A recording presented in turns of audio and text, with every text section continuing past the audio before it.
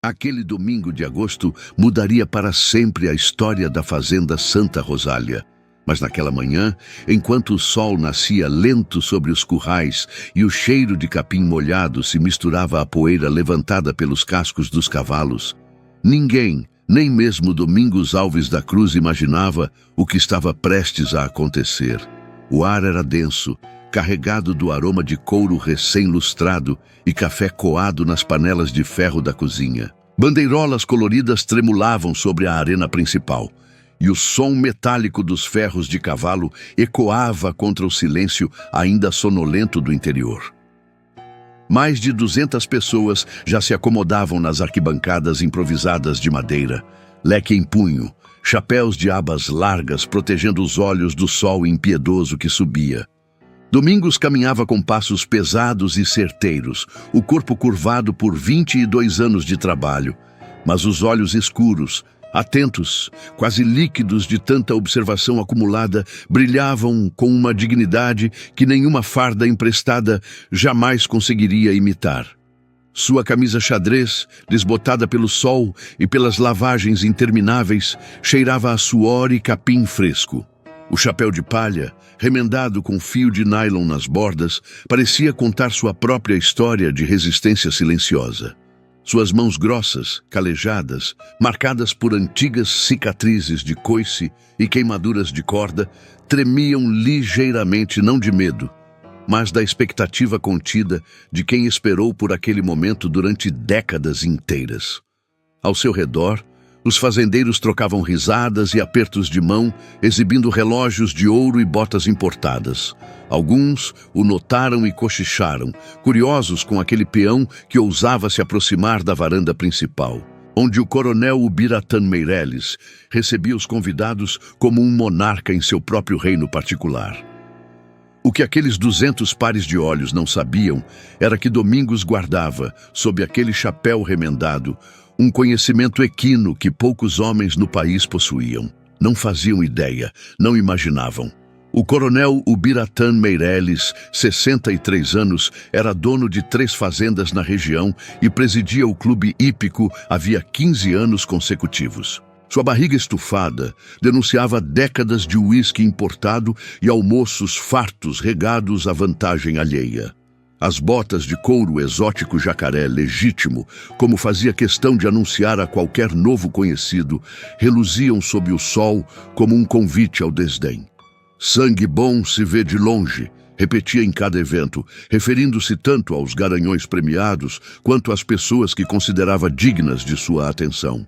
Filho de um antigo coronel do café que ascendera à base de exploração de mão de obra escrava, disfarçada de trabalho honesto, Ubiratã aprendera desde cedo que humilhar era sinônimo de comandar. Tratava seus peões, sobretudo os negros, como ferramentas úteis, jamais como homens capazes de opinar sobre os animais que treinavam havia gerações inteiras. Nas festas do clube era aplaudido, nos bastidores temido. Seu maior pavor, que jamais confessaria nem a si mesmo, era o silêncio, a possibilidade de que um dia ninguém mais risse de suas piadas grosseiras e ele descobrisse, tarde demais, que o poder que exercia era feito de areia. Domingos, por sua vez, carregava uma história que a fazenda inteira desconhecia. Nascido numa vila esquecida do sertão baiano, aprendera a lidar com cavalos antes mesmo de aprender a ler direito. Construíra, ao longo de décadas, uma sensibilidade rara para compreender os animais mais arredios, um dom que fora, um dia, reconhecido nacionalmente antes de ser sepultado pelo esquecimento e pelo preconceito. 22 anos cuidando de estábulos alheios não haviam apagado a chama que ardia dentro dele. Apenas a mantiveram escondida, à espera do momento certo. Sua linguagem corporal, ombros relaxados, passos firmes, olhar fixo, era a segurança de quem já não precisava provar nada a ninguém, exceto, talvez, a si mesmo. Domingos se aproximou da varanda e, com voz calma, quase suave, pediu para participar da prova aberta de laço e doma. O coronel cuspiu no chão antes de responder, provocando risadas cúmplices entre os fazendeiros ao redor. A zombaria, sutil mas inegável, plantou a semente de tudo o que estava por vir. Você quer montar, Domingos? O coronel riu alto, batendo as costas de um amigo ao lado, os olhos brilhando de puro deboche. Vou até deixar, mas vai montar o Relâmpago Negro. Apontou com desprezo teatral para o curral dos fundos, onde um cavalo desengonçado, magro, com uma mancha branca irregular no focinho, mastigava capim, ignorando toda a agitação ao redor. A plateia se aproximou, atraída pelo cheiro de espetáculo. Seu Anselmo, fazendeiro vizinho de bigode grosso, gargalhou sem parar. Dona Cecília, esposa de um criador de gado, tapou a boca com o leque entre rir e se constranger. O jovem Rodolfo, herdeiro de outra fazenda, filmava tudo com o celular erguido, ansioso por likes. Alguns peões mais próximos baixaram os olhos incomodados, mas em silêncio, o medo de contrariar o coronel era antigo demais para ser vencido por solidariedade. Aquele bicho não presta para nada, continuou o Biratã, saboreando cada palavra como quem degusta um vinho raro. Nem os compradores mais desesperados quiseram ele no último leilão. Se você conseguir fazer ele obedecer um único comando na frente de todo mundo, eu mesmo assino a escritura da casinha onde você mora e te dou de presente. A plateia gargalhou em uníssono.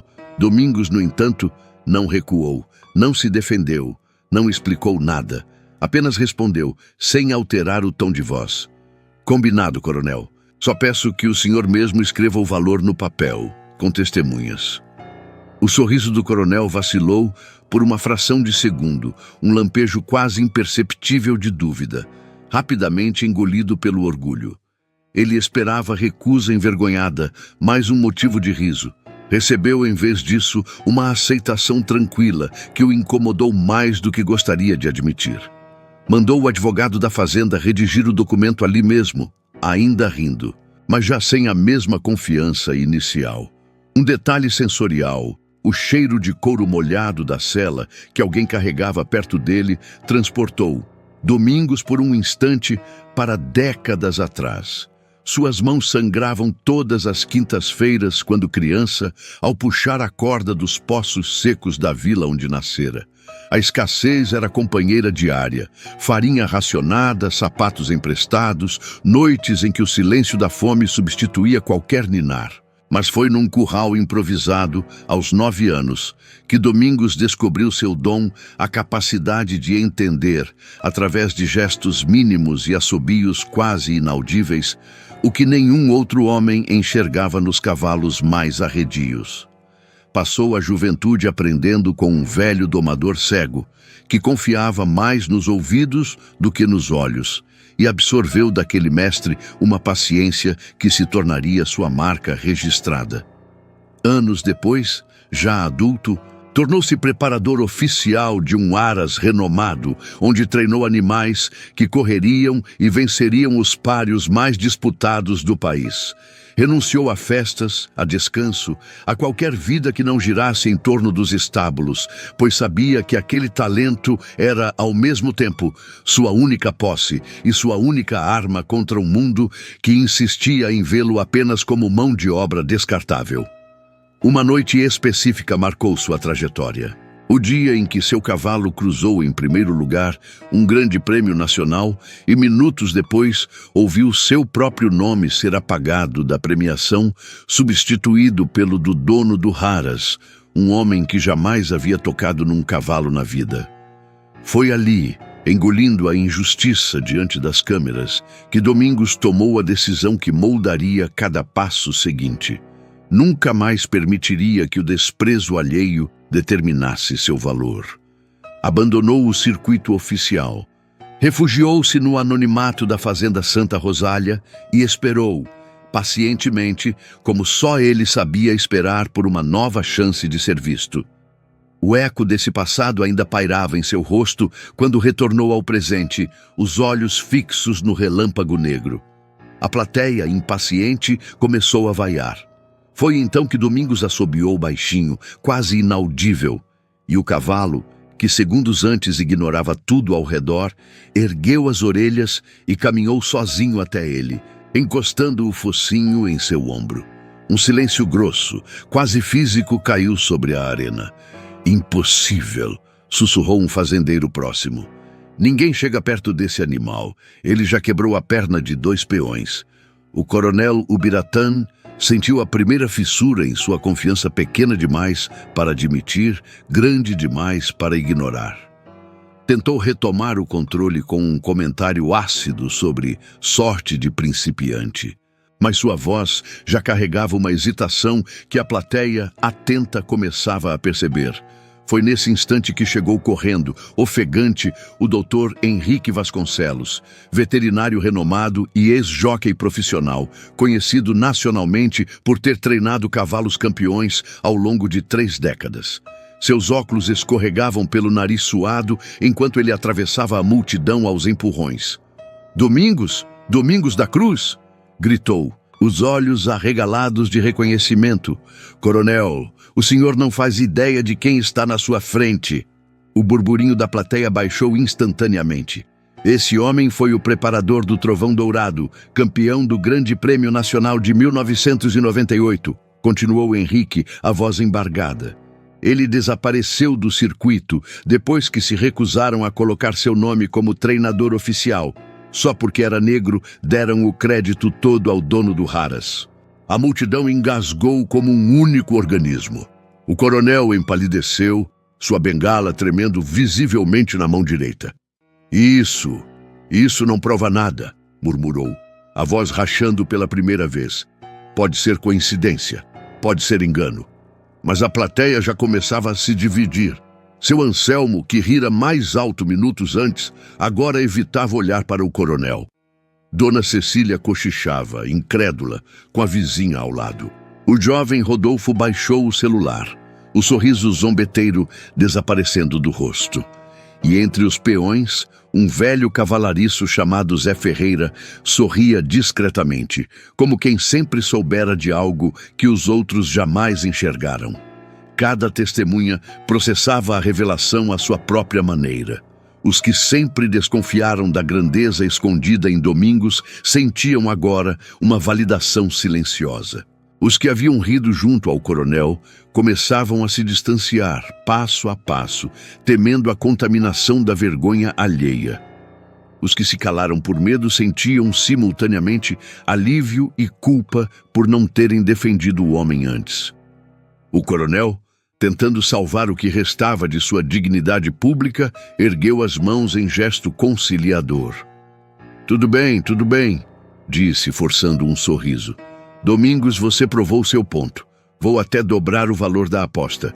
Que tal? Assino a escritura da casa maior, aquela perto do rio. Mas tem mais uma coisa", disse Domingos, com a calma de quem esperara por aquele instante durante 22 anos.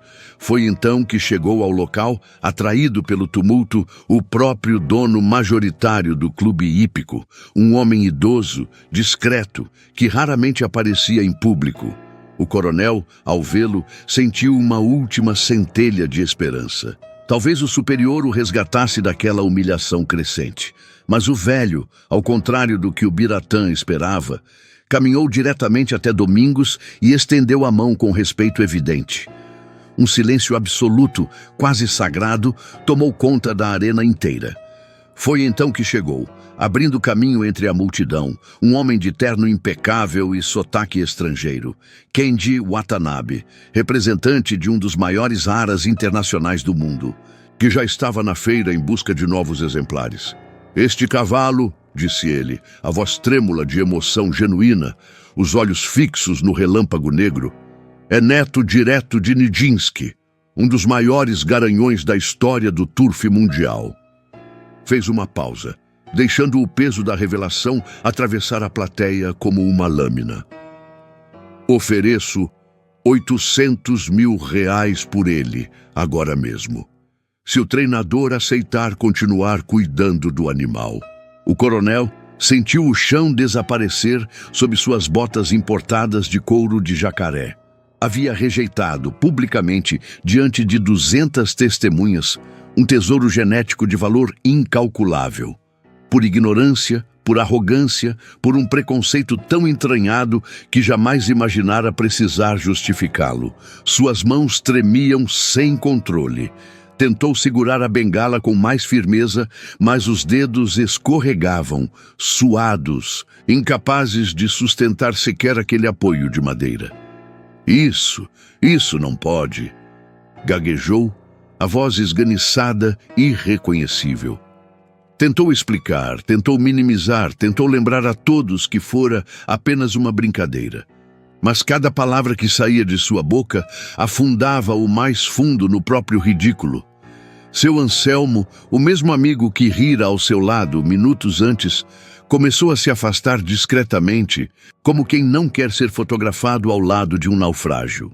Por trás da máscara de poder que construíra ao longo de décadas, revelava-se, finalmente, o medo que sempre estivera ali.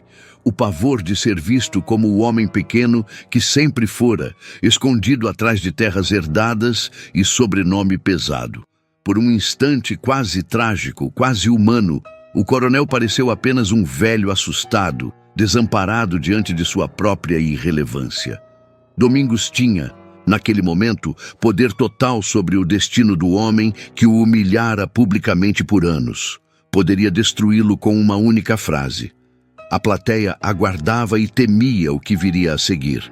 Fez uma pausa longa, calculada, deixando o silêncio fazer seu próprio trabalho. "Coronel", disse finalmente, a voz serena, sem raiva, sem triunfo vazio. "Eu não quero sua casinha de presente, nem sua vergonha." Olhou ao redor, para os peões que assistiam com os olhos marejados, para os fazendeiros que já não riam. "Quero que essa fazenda pague salário justo para todos os peões e que o senhor me deixe montar uma escola de doma para os filhos deles, para ensinar o que ninguém quis me ensinar." O coronel, engolindo o orgulho na frente de 200 testemunhas e de um comprador internacional interessado em manter boas relações com a fazenda, aceitou, a voz reduzida a um fio. 6 meses depois, a escola de Doma Domingos da Cruz formava sua primeira turma de 12 jovens peões, filhos e netos de trabalhadores da fazenda que durante gerações jamais tiveram acesso a formação alguma além da lida bruta e invisível. As instalações, antes um galpão abandonado, ganharam currais renovados, arquibancadas simples e uma placa de madeira entalhada à mão pelo próprio Domingos. O Relâmpago Negro, agora renomeado Herdeiro Dourado, corria pistas internacionais sob os cuidados do próprio Domingos. Contratado oficialmente como treinador, com salário digno, contrato registrado e reconhecimento público que lhe fora negado por décadas inteiras. Seu nome, finalmente, aparecia nos boletins oficiais não como nota de rodapé, mas como protagonista. O coronel Ubiratã, irreconhecível para quem o conhecia, aparecia todo sábado nas aulas, sentado ao fundo, em silêncio, aprendendo tarde demais o que o tempo insistia em ensinar. Não havia aplausos para ele, nem redenção instantânea, apenas a lenta reconstrução de um homem que precisava, finalmente, escutar. Zé Ferreira, o velho cavalariço que sempre soubera do talento escondido de Domingos, tornou-se o primeiro instrutor auxiliar da escola, orgulhoso de finalmente ver reconhecido aquilo em que sempre acreditara. Fernanda, uma das jovens alunas, filha de uma cozinheira da fazenda, mostrava talento raro para compreender os cavalos mais arredios, um brilho nos olhos que lembrava, a Domingos, seu próprio começo, décadas atrás, num curral esquecido do sertão. A notícia da escola se espalhou por fazendas vizinhas, inspirando outros proprietários a repensar como tratavam seus trabalhadores. O que começara como humilhação pública transformou-se, sem que ninguém pudesse prever, em símbolo regional de dignidade e oportunidade. Numa tarde de domingo, Meses mais tarde, um jornalista visitante perguntou a Domingos se ele sentia raiva do coronel, depois de tantos anos de desprezo. Domingos olhou para o horizonte, onde o sol se punha atrás dos currais, e respondeu, calmo como sempre fora: raiva envelhece rápido demais. Prefiro construir algo que dure mais do que ela. A frase correu às rodas de conversa da região por semanas, repetida por quem testemunhara aquele domingo histórico e por quem apenas ouvira contar. Porque no fim, talvez fosse essa a verdadeira lição daquele dia na fazenda Santa Rosália. Que talento e dignidade nunca tiveram cor, sobrenome ou farda. Apenas esperavam pacientemente a chance de serem vistos.